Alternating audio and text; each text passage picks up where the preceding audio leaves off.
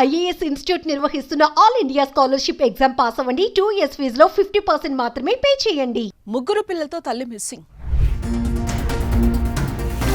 పారిపోయిందా, తప్పిపోయిందా? వివాహిత మిస్సింగ్ కేసులో మరేదైనా కుట్రకోణం ఉందా? కనిపించకుండా పోయిన నలుగురు సేఫ్గానే ఉన్నారా? ఉంటే ఎక్కడ? ఓ వివాహిత తన ముగ్గురు పిల్లలతో సహా కనిపించకుండా పోయిన ఘటనలో వినిపిస్తున్న రేకెత్తిస్తున్న ప్రశ్నలివే. జగిత్యాల జిల్లా కోరిట్లం పట్టణంలోని 22వ వార్డు రామ్నగర్ కాలనీలో కేలేటి రంజిత్, మహితశ్రీ దంపతులు కాపురం ఉంటున్నారు. అయితే ఈ నెల 14న సాయంత్రం ఇంటి నుంచి పోయిన మహితశ్రీ కనిపించకుండా పోయింది.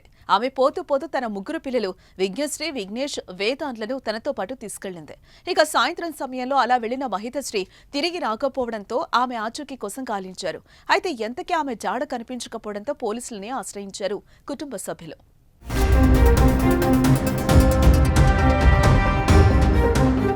భర్త రంజిత్ మిస్సింగ్ అయిన వివాహిత మహితశ్రీ తల్లి ఫిర్యాదుతో మిస్సింగ్ కేసు నమోదు చేసుకున్న పోలీసులు ఆమె కోసం గాలిస్తున్నారు. వివాహిత మిస్సింగ్ అయిందా, కిడ్నాప్ కు గురైందా, మరో వ్యక్తి మాయమాటలకు చిక్కి అతనితో వెళ్లిపోయిందా అనే కోణంలో పోలీసులు దర్యాప్తు చేస్తున్నారు.